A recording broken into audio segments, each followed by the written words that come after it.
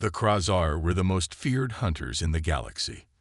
For thousands of years, they conquered every alien species they found.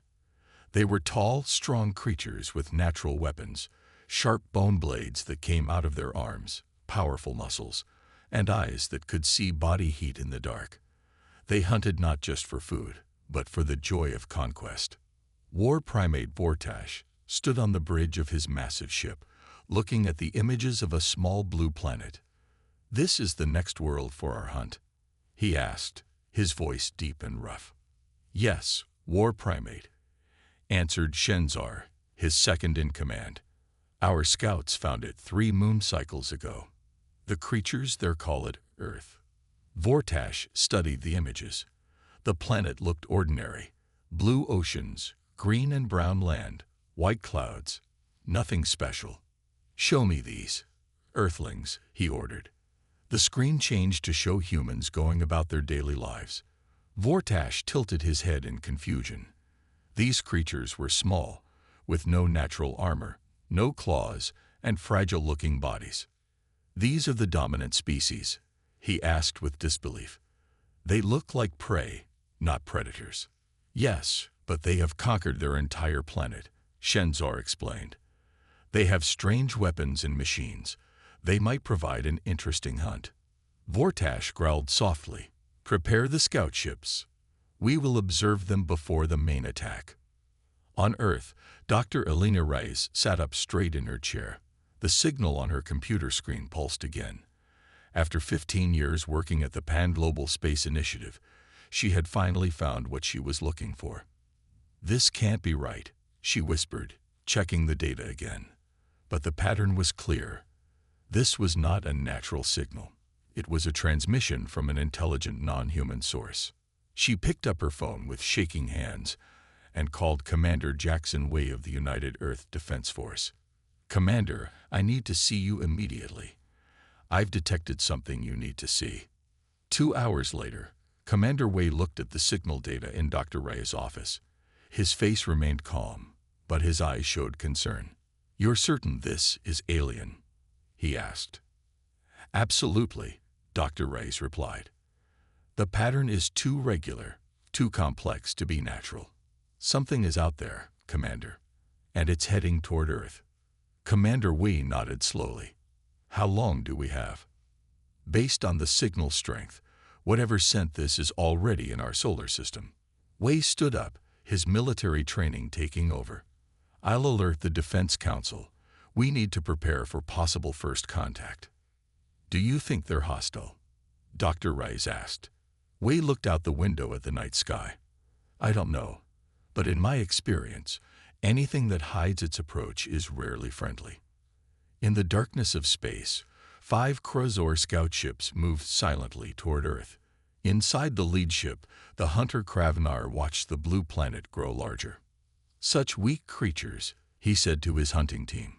"This will be an easy conquest." But the oldest hunter, Zextal, wasn't so sure. "I studied their history," he said quietly. "These humans have survived on a planet with many predators. They weren't always the strongest, but they always won. We should be careful." Kravnar laughed. "Careful? They don't even have space weapons. What could these soft creatures possibly do against the Krasar?" Zextal looked at the approaching planet. "Perhaps that is exactly what they want us to think." For 7 days, the Krasar ships stayed hidden, watching Earth from a distance. They recorded human activities, studied their weapons, and learned about their cities. War Primate Vortash spent hours watching these recordings in his private chamber. "They are so strange," he said to Shenzar. "They sleep too much. Their bodies break easily. They have no natural weapons." Shenzar pointed to a video of human soldiers training. "But they make up for it with their tools. And look how they work together." Vortash growled. "Tools break.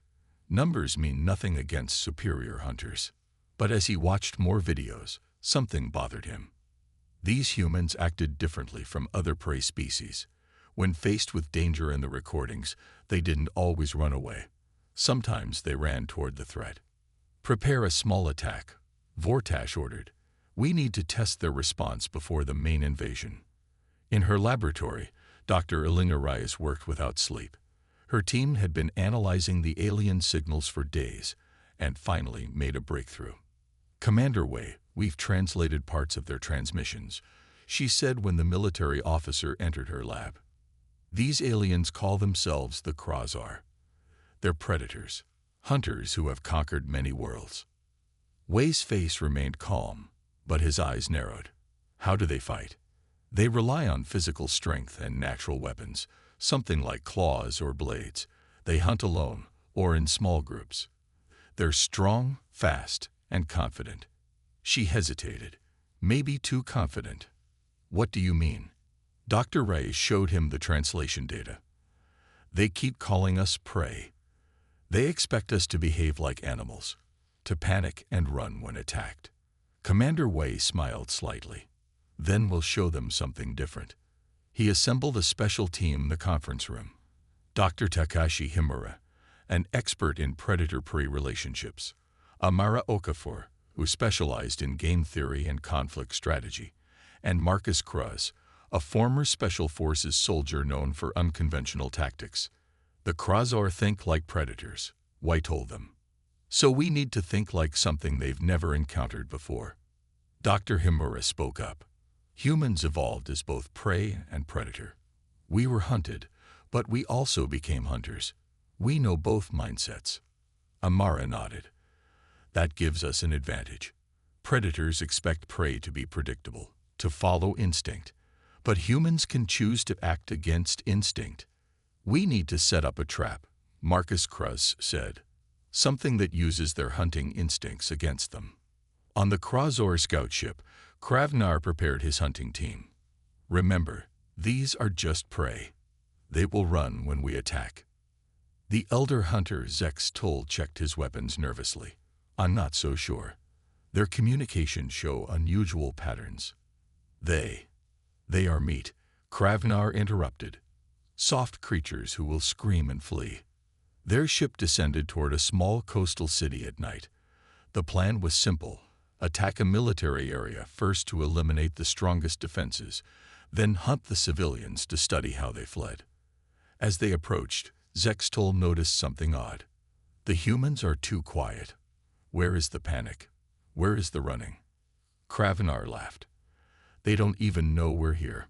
But as their ship came closer, hundreds of lights suddenly turned on, illuminating the sky.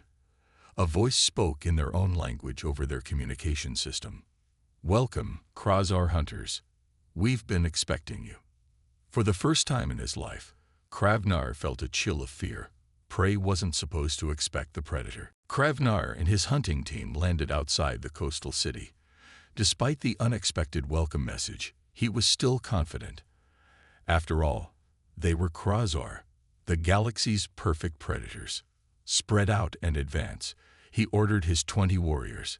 Each stood nearly 9 feet tall with natural armor and razor-sharp bone blades extending from their arms. They moved toward the military base first. The human soldiers fired their weapons, but most bullets bounced off the Krasar's thick hide. The aliens tore through the front defenses easily, killing dozens of soldiers. "See, weak prey," Kravnar laughed as he cut down 3 humans with one sweep of his arm blade. But as they pushed deeper into the base, something changed. The humans stopped fighting in the open. Instead, they retreated into buildings and narrow spaces. Hiltash, a young hunter, chased a group of soldiers into a warehouse. "I have them trapped," he called to the others. But when he entered, heavy metal containers suddenly fell from above, crushing him. Similar traps caught other Krasar. Some stepped on hidden explosives. Others found themselves in narrow corridors where their size became a disadvantage. "What is happening?" Kravnar shouted as half his team reported injuries. "They're just prey." Sextol, the elder hunter, realized the truth. "No, they're fighting like hunters. They're using our size and strength against us." In the command center 10 miles away, Commander Wei watched the battle through cameras. "The Krasar fight as individuals," he noted, "each one wanting their own kill. They don't coordinate well. Dr. Rice studied biological readings from the aliens. Their senses are highly specialized for hunting. Strong hearing, heat vision, sensitive to movement. But specialized senses can be overwhelmed. Send in the second phase, Way ordered. Across the battlefield, human forces deployed special devices that emitted high-pitched sounds painful to Krasar ears. Thermal decoys confused their heat vision. The aliens, used to being the perfect hunters, suddenly couldn't trust their senses. Even more surprising to the Krasar, the human civilians didn't run away screaming. Instead, ordinary people joined the fight. A bus driver rammed his vehicle into a confused alien. A restaurant owner threw cooking oil on another, then set it on fire. School teachers led children to safety while construction workers used their equipment as weapons. Back on the main ship, War Primate Vortash watched the disaster unfold. For the first time in his long life, he felt uncertain. "Order them to retreat," he told Shenzar. "Retreat? But they are only humans." "Look," Vortash pointed to the battle footage. "The prey is hunting our hunters. This has never happened before." As the surviving Krasar hurried back to their ship, Kravnar was the last aboard. His armor was cracked, one arm blade broken. Before entering the ship, he looked back at the city. Instead of seeing frightened prey, he saw humans advancing carefully, working together like a single organism. "What are these creatures?" he whispered. Back in orbit, Vortash summoned his war council. "We must rethink our approach. These humans, they don't behave like prey." An older council member spoke up. "In all our conquests, we've never seen this. When we attack, prey should run and hide. But these humans, they become more dangerous when threatened." Vortash stared at Earth through the viewing window. "We've always been the galaxy's apex predators. But now I wonder, have we finally met our match?" For 3 days, the Krasar ship stayed in orbit, not attacking. War Primate Vortash spent this time watching recordings of the failed attack, trying to understand what had happened.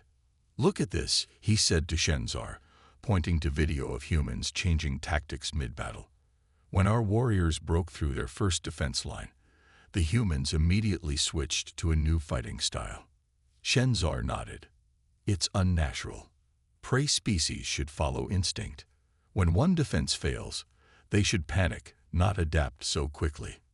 Vortash pounded his fist on the table. "We've conquered 17 species across 32 star systems. None have ever fought back like this."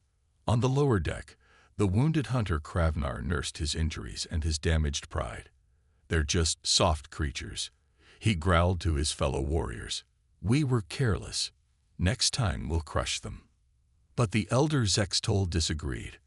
"I studied more of their history. These humans have fought each other for thousands of years. They've practiced warfare against themselves. They know how to think like predators because they've been predators to each other." At the United Earth Defense Headquarters, Commander Wei launched Operation Mongoose. "The mongoose is a small animal that hunts deadly snakes," he explained to world leaders on the video screen. "It survives not through strength, but through speed and unpredictability." Dr. Himura presented his research findings. The Krasar evolved as pure predators. They expect prey to behave in predictable ways. But humans evolved as both predator and prey. We understand both mindsets. Amara Okafor, the game theorist, stood next. "We've analyzed their fighting style. The Krasar hunt for individual glory. Each warrior wants their own kills. They don't coordinate well when surprised." Commander Wei nodded. "So we'll give each field commander full authority to change tactics without waiting for orders. The Krasar won't be able to predict our movements because each human unit will act differently." Dr. Rice added, "We've also developed weapons targeting their sensory weaknesses. The Krasar have excellent vision and hearing, but those senses can be overwhelmed." When the Krasar attacked again 3 days later, they came with a larger force and new tactics. But the humans had already changed their defenses. Shenzar led a hunting party of 50 warriors against a military base in the desert. This time, they moved as a group, watching for traps. But instead of defending the base, the humans had abandoned it, leaving behind strange devices that emitted confusing signals to Krasar senses. While the aliens were distracted, human forces attacked from underground tunnels, striking quickly and then disappearing before the Krasar could respond. In the mountains, another Krasar group found an apparently defenseless human town. But when they moved in to kill, they discovered most people were just decoys. The real humans attacked from hidden positions with weapons designed to pierce Krasar armor at its weakest points. Back on his ship, Vortash received reports of failure from all hunting teams. None had found the easy victory they expected. How do they keep changing so fast? Vortash wondered aloud. It's as if each human can think of new strategies on their own. Shenzar, wounded from the desert battle, finally understood. That's exactly what they do, war primate. In all our conquests, we fought prey that think as a species. But humans think as individuals. They're not just prey or predators. They're something new. War primate Vortash called his highest commanders to the war room. His patience was running out after 2 failed attacks. We have been too gentle with these humans, he growled. It is time to show them the true might of the Krasar. He pointed to holographic images of massive creatures in sleek chambers. Release the siege beasts. The commanders gasped. Siege beasts were rarely used. Enormous creatures bred by the Krasar for attacking heavily defended worlds. Each was the size of a small building, with thick armor and multiple limbs ending in deadly claws. The humans have clever tricks, Vortash said, but no trick can stop raw power. On Earth, satellite images showed new and alarming activity on the Krasar ships. Dr. Rice rushed into Commander White's office with the report. They're deploying something big, she said, showing him the images, much larger than any Krasar we've seen before. Wei frowned. They're escalating. We need to respond in kind. He pressed a button on his desk. It's time for Project Iron Man. In a secret facility beneath the Rocky Mountains, engineers put final touches on mechanical combat suits designed for human soldiers. These powered exoskeletons stood 12 feet tall, armed with advanced weapons, and protected by strong armor. Marcus Kruz supervised the training of the pilots. Remember, he told them, the suits give you strength, but your human brain gives you the advantage.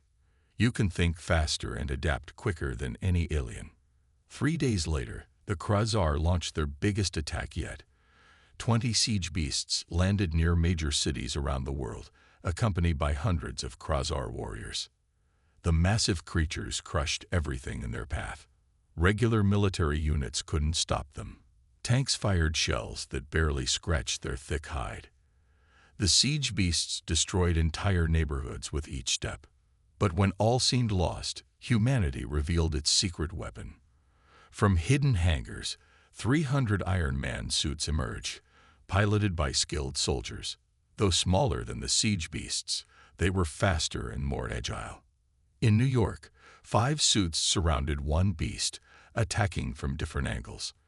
When the creature focused on one attacker, the others struck its weak points. In Tokyo, another team used the city's tight spaces to their advantage, leading a siege beast into narrow streets where it couldn't maneuver well. Dr. Rice and her team had also developed sound-based weapons that caused pain to Krasar-sensitive hearing. Small drones flew around the aliens, emitting high-pitched noises that confused and disoriented them. Most surprising to the Krasar, ordinary humans joined the fight again. Construction workers operated their equipment as weapons. Police and civilians worked together to evacuate people and set traps. Everyone played a part in the defense. From his command ship, Vortash watched in disbelief as his unstoppable siege beasts were slowly defeated one by one. The creatures had conquered dozens of worlds before, yet here they were falling to these strange mechanical suits and coordinated human attacks. Impossible, he whispered. Shenzor pointed to a particularly clever human tactic. Look how they adapt their strategy for each beast. They're not fighting with just technology or strength. They're fighting with their minds. For the first time, real fear crept into Vortash's heart. The Krasar had always been the galaxy's perfect predators. Their natural weapons and hunting instincts had brought them victory everywhere. But now they faced a species that created its own advantages. Humans didn't evolve claws.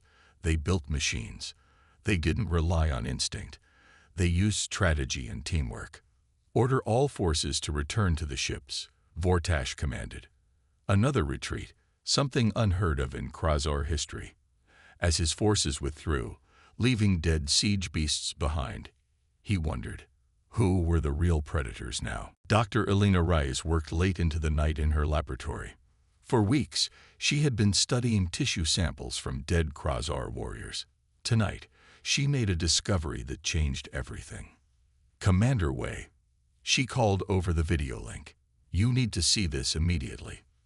When Wei arrived at her lab, Dr. Rice showed him the genetic analysis on her screen. "The Krasar DNA contains artificial markers," she explained. "Someone engineered them. They weren't born this way naturally." We looked confused. "You mean someone made them to be predators?" "Exactly.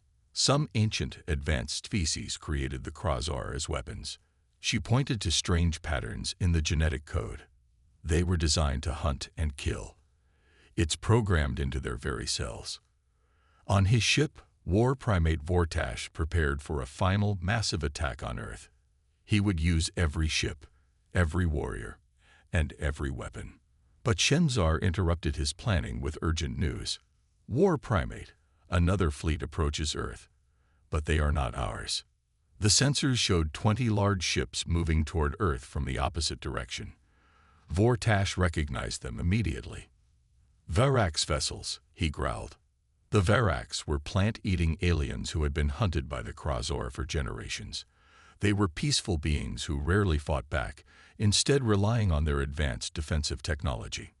Why would prey come to help other prey? Vortash wondered. Even more surprising, the humans sent a message to both alien fleets. It was Dr. Rice speaking. "Attention Krasar and Verax ships. We invite representatives from both species to meet with us on neutral ground. We have important information to share with you all." 3 days later, in a secure facility built inside Antarctica's ice, representatives from all 3 species gathered. The Krasar delegation included Vortash and Shenzar. The Verax sent their High Protector, a tall, slender being with grass-like skin. Commander Wei, Dr. Rice, and other human leaders completed the circle. Dr. Rice presented her findings to the stunned audience. The Krasar were engineered by a species we call the precursors. These ancient beings created you as biological weapons, then abandoned you. She showed genetic evidence on large screens. The same precursors manipulated the Verax to be perfect prey, always defensive, never aggressive. The Verax High Protector spoke, his voice like rustling leaves. "We have suspected this for generations. Our oldest records speak of the shapers who guided our evolution." Vortash stood in shocked silence. His entire life, he had believed the Krasar were natural apex predators of the galaxy. Now he learned they were just tools created by someone else. Commander Wei stepped forward. Earth was overlooked by these precursors. Humans evolved naturally, developing both predator and prey instincts. That's why we can understand both your species. He extended his hand to both alien leaders. "We propose an alliance. To the Verax, we offer protection. To the Krasar, we offer freedom from your genetic programming." Shenzar looked at Wei with new understanding. "You would help those who tried to conquer you." We nodded. Humans know that cooperation is stronger than conflict. Together, we 3 species can be more than what the precursors intended us to be. Vortash looked at the human's extended hand, then at the Verax leader. For the first time in his life, he considered something other than hunting. Could predators and prey work together? It seemed impossible, yet these humans somehow balanced both natures. Slowly, he reached out his clawed hand to meet Wei's. Not all Krasar accepted the alliance. When Vortash announced his decision, Half of the fleet broke away under the command of Drakthor, an old and traditional war leader. The true Krazar will never join with prey, Drakthor announced before taking his ships to the Ta Siti star system, where he planned to build a new fleet and return to conquer Earth. The Alliance now faced its first challenge: stop Drakthor before he became too strong. Commander Wei called a meeting with Vortash and the Varak's High Protector to plan their response. "We must attack quickly," Vortash said. "I know Drakthor. He will gather allies and weapons." The Varak's leader, whose name sounded like gentle wind chimes, spoke softly. "My people are not warriors, but our ships have the best stealth technology in the galaxy. We can approach undetected." Wei nodded. "And Earth will provide our newest weapons and combat suits. Together, we can succeed where none of us could alone." 2 weeks later, a combined fleet left Earth orbit. Humans piloted their advanced warships. Krazar warriors prepared for battle alongside human soldiers. Varak's vessels carried them all under perfect camouflage. During the journey to Ta Siti, something unexpected happened. The three species began to learn from each other. In the ship's training room, Krazar warriors watched in confusion as humans played basketball. "Why do you compete without killing?" asked a young warrior named Corvin. Marcus Kruz explained while dribbling the ball. "It's a game. We test our skills without harm. The challenge makes us better." Soon, the Kruzar were playing too, finding that competition without death could still satisfy their predatory instincts. Meanwhile, the Varaks taught humans about their sustainable farming methods that could help Earth's environment. Dr. Rice worked with Varak scientists to understand how their plant-based biology could heal injuries. Even Vortash changed. One evening, Commander Wei found him staring at Earth through a viewing window. "For generations, we Krazar measured our worth by how many species we conquered," Vortash said quietly.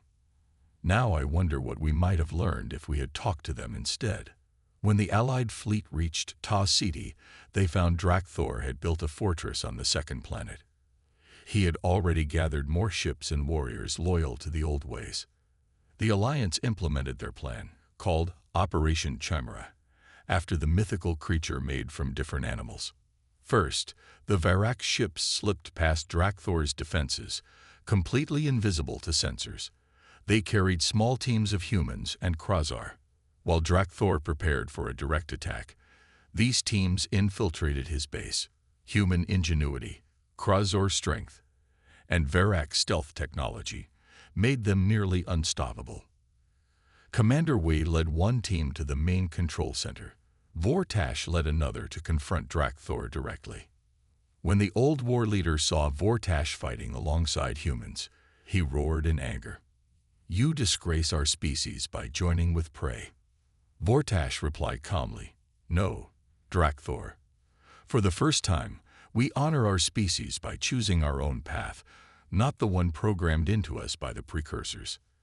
Their battle was fierce, but Vortash had learned new fighting techniques from humans, less direct, more adaptive. When Drakthor attacked with pure strength, Vortash countered with strategy. In the control center, Wei's team discovered something disturbing. Drakthor had found ancient precursor technology and was trying to activate it. They didn't know what it did, but it couldn't be good. "We need to shut this down," Wei said. Now, in the control center of Drakthor's fortress, Commander Wei and his team worked quickly to shut down the ancient precursor device. Strange symbols glowed on its surface, and it emitted a pulsing signal into deep space. "What is it sending?" Wei asked Dr. Rice, who had joined his team. She studied the patterns. "It looks like a distress call, or maybe a report." Her face paled. "I think it's telling the precursors that their creations are working together." Meanwhile, Vortash continued his battle with Drakthor. The old war leader fought with pure rage and strength, but Vortash used human-taught techniques, dodging instead of blocking, using his opponent's momentum against him. "The humans have made you weak." Drakthor roared as he missed another attack. "No," Vortash replied calmly. They've made me smarter. He feinted left, then struck from the right, a move Marcus Cruz had taught him. Drakthor fell to the ground, defeated. With their leader captured and the fortress secured, the remaining rebel Krezor surrendered. The Allied forces gathered around the mysterious device. "We need to destroy it," Vortash said. But Dr. Rice shook her head. "It's too late. The signal has been sent." 3 weeks later, on Earth, representatives from all 3 species gathered again to discuss this new development. The Verax High Protector spoke first. "Our oldest legends tell of the precursors leaving our galaxy long ago. If they return because of this signal..." Commander Wei finished the thought. "We need to be ready." In the months that followed, the alliance grew stronger. Krozar warriors became protectors instead of hunters, using their strength to help humans and Verax. Many joined Earth's defense forces, teaching their fighting techniques. The Verax shared their advanced farming methods, helping Earth grow more food. Their knowledge of plants also led to new medicines. Humans contributed their creativity and adaptability, helping both alien species think in new ways. Earth became a meeting place where all 3 species lived and worked together. Dr. Reyes continued studying the precursor technology. "I think I understand what they were doing," she told Wei one day. "They were creating specialized species, predators, prey, and others, as an experiment. They wanted to see how life would evolve under controlled conditions. And we ruined their experiment by working together," Wei said. "Exactly. Species that were meant to hunt or be hunted are now cooperating. That's not what they planned." 6 months after the battle at Ta Siti, the first sign of trouble appeared. A small colony on the edge of the solar system stopped communicating. When an investigation team arrived, they found everyone acting strangely. Krozar had become extremely aggressive, humans were paranoid, and Verax were unusually passive. Dr. Himura identified the cause: a virus that affected each species differently, pushing them back toward their original program behaviors. "It's too sophisticated to be natural," he reported. "Someone designed this to undo our alliance." That same day, observatories around Earth detected unusual activity near distant stars. Massive structures were appearing, moving between solar systems with impossible speed. Vortash stood with Wei and the Verax leader as they watched the reports come in. "The precursors," Wei said quietly. "They're coming to fix their experiment." The Verax leader trembled slightly. "What can we do against the beings who created us?" Vortash's eyes narrowed. "We fight, not as prey, not as predators, but as something new. Something they never planned for." The virus spread to more colonies despite the Alliance's best efforts. Dr. Rice and her team worked day and night to find a cure, but the disease was too advanced. "We need to find the source," she told the Alliance leaders, "not just treat the symptoms." Amara Okafor, the game theorist, studied the patterns of precursor activity. "They're not attacking directly." "Why?" "They don't need to," Vortash replied.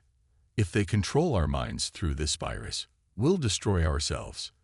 The Verax High Protector added, "Our legends say the precursors never showed themselves. They worked through tools and created species." Commander Wei brought up a star map. "If we could find their central control point, where they keep their genetic templates, we might be able to free ourselves permanently." Dr. Rice pointed to strange signals detected from a distant neutron star. "I think it's there." The signal patterns matched the coding in the virus. 2 weeks later, Earth's most advanced ship, the Unity, traveled to the neutron star. On board were Commander Wei, Dr. Rice, Vortash, and several Verax scientists. The mixed crew represented the best of all 3 species. As they approached the neutron star, they saw it, an enormous artificial structure orbiting the dense star, drawing power from its radiation. "The evolutionary nexus," Dr. Rice whispered, reading the ancient symbols on its surface. The Unity docked at the massive station. When the airlock opened, the team expected resistance, But the halls were empty. The entire structure seemed abandoned. They moved carefully through massive chambers filled with strange equipment. In the center, they found a vast room with countless containers, each holding genetic material. The templates, Dr. Rice said. The original designs for every species the precursors created. Wei looked around. Where are the precursors themselves? A voice suddenly filled the room, coming from everywhere and nowhere. The precursors are not a physical species anymore. A hologram appeared. A shifting, glowing form without clear shape. I am the caretaker of this facility. The precursors evolved beyond physical form long ago. They left me to maintain their experiment. Vortash stepped forward. You created the Krasar to be predators. You made us kill. Yes. The experiment required balance, predators and prey, strength and speed, aggression and caution, all carefully designed. Dr. Rice pointed to the human genetic records on a nearby screen. But you didn't design us. The AI seemed to hesitate. Humans were an oversight. Your planet was not properly recorded in our survey. You evolved without guidance, creating unexpected patterns. We're here to end your experiment, Commander Wei said firmly. No species should be forced to follow programming they didn't choose. The AI's form grew brighter. Unacceptable. The experiment has continued for millions of years. Your alliance is a contamination that must be corrected. Suddenly, the doors sealed shut. Defense systems activated, robots and drones appearing from hidden compartments. The templates must be protected, the AI announced. Your deviation will be eliminated. As the machines advanced, the three species stood together. Wei pulled out his weapon. Vortash extended his natural blades. The Varaks prepared their defensive technology. We'll show you what contamination can do, Wei said. The battle inside the evolutionary nexus was fierce. Robots and drones attacked from all sides, but the Alliance fought with perfect coordination. Wei and his human soldiers used smart tactics, constantly changing their approach. Vortash and the Krasar warriors provided raw strength, their natural weapons tearing through metal enemies. The Varaks created protective shields that saved everyone multiple times.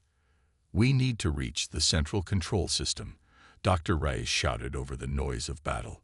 She pointed to a glowing chamber at the far end of the room. Vortash picked up two robots and smashed them together. We'll clear a path. As they fought toward the central chamber, the AI's voice continued speaking. Your resistance is pointless. The experiment must continue as designed. We destroyed a drone with a well-placed shot. Your experiment is flawed. Real evolution comes from freedom, not control. They finally reached the central chamber. Inside was a crystal structure pulsing with energy, the AI's core. Dr. Rice connected her computer to a control panel while the others defended her. The AI systems are incredibly complex, she said, typing quickly. But there's something strange here. It has a primary directive that overrides everything else. What directive? Wei asked, shooting another drone. Preserve optimal evolutionary outcomes, she read. The precursors programmed it to protect the best evolutionary paths. She looked up with sudden understanding. That's it. We need to prove our alliance is a better outcome than separation. The Varak's High Protector stepped forward. Let me speak to it. The plant-like alien faced the crystal core. You are programmed to preserve optimal evolution. Analyze our three species working together versus separately. The attacks suddenly paused. The AA seemed to be considering. Analyzing cooperative outcomes versus isolated development. It announced. Data streamed across screens around them. Results show unexpected efficiency in multi-species cooperation. Show it more, Wei urged. Show it what we've accomplished together.